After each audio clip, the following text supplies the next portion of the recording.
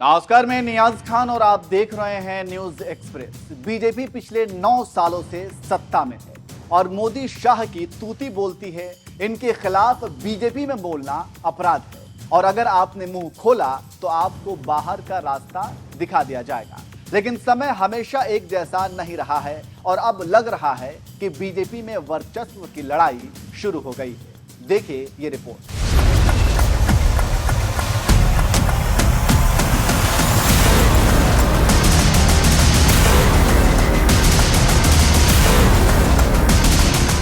पहले कर्नाटक में बीजेपी की करारी हार, फिर इंडिया महागठबंधन की पटना में पहली बैठक, उसके बाद बेंगलुरु में दूसरी बैठक। इसने बता दिया कि बीजेपी के लिए 2024 बड़ा ही कठिन होने वाला है और अगर 2024 में चूक गए तो फिर 2029 तो भूल ही जाइए। विपक्ष तीसरी बैठक मुंबई करके इंडिया अपने विरोधी एनडीए पर बढ़त बना ली है और मोदी को कुछ सूझ नहीं रहा है। जानकार कह रहे हैं कि लग रहा है कि विपक्ष के अंदर जोश आ गया है और अब विपक्ष कुछ अलग अंदाज में चल रहा है और मोदी के पसीने छूट रहे हैं और उसी का असर है कि अब बीजेपी के भीतर भी इसका असर दिख रहा है।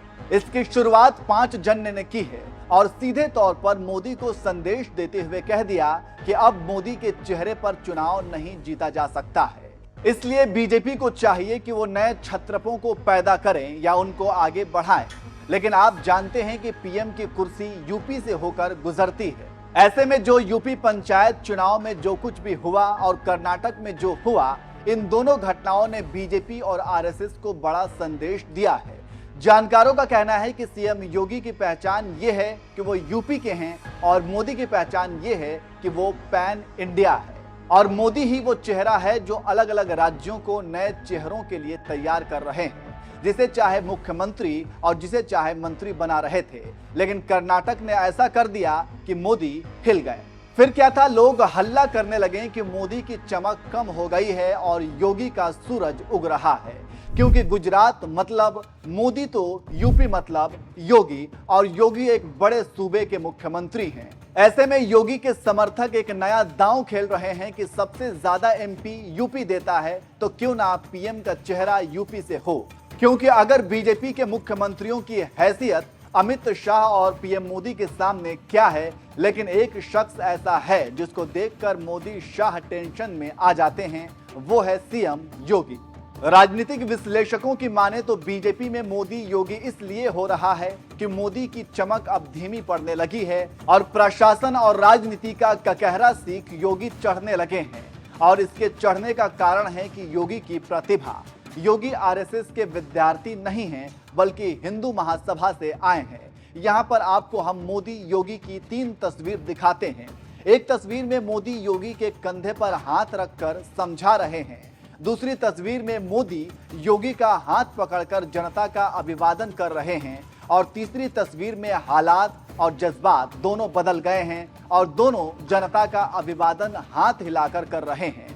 तो अंतर समझ आ गया होगा कि पहले क्या था और अब क्या है और आगे क्या होगा। इसके साथ ही साथ आपको और एक धमाकेदार बात बताते हैं। जब यूपी के नगर निगम चुनाव में बीजेपी की ऐतिहासिक जीत हुई तो दिल्ली के पेपरों में बीजेपी ने एक धन्यवाद विज्ञापन दिया और इस विज्ञापन से योगी को गायब कर दिया गया। इससे साफ अंदाजा लगा सकते हैं कि अंदर से कितनी जलन हो रही है और मोदी योगी और योगी मोदी को कैसे कमजोर करने में जुटे हैं। राजनीतिक विश्लेषक अब सवाल पूछ रहे हैं कि क्या 2024 में मोदी योगी पर निर्भर हो जाएंगे, क्योंकि अगर बीजेपी जिस तरह से हिंदू मुसलमान करती है और योगी सबसे अधिक सीट लाने में कामयाब होते हैं तो फिर योगी का कद दिल्ली में काफी भारी हो जाएगा।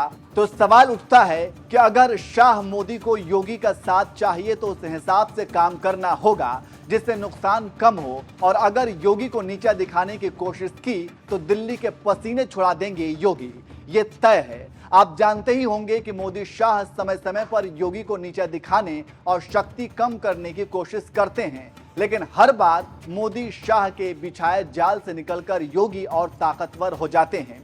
चाहे कैबिनेट सेक्रेटरी का मामला हो या 2 उप मुख्यमंत्री बनाने का, हर मोदी शाह के घेरे को तोड़कर योगी बाहर आए हैं। ऐसे में अब जिस तरह से मोदी कमजोर हो रहे हैं, ऐसे में बीजेपी में खेमेबंदी शुरू हो गई है, क्योंकि जिन लोगों को मोदी शाह से परेशानी हुई है और जो लोग दबाए गए हैं वो मौका खोज रहे हैं और अब अपनी बात रख रहे हैं। ऐसे में आने वाले समय में घमासान मच सकता है, ये देखना दिलचस्प होगा।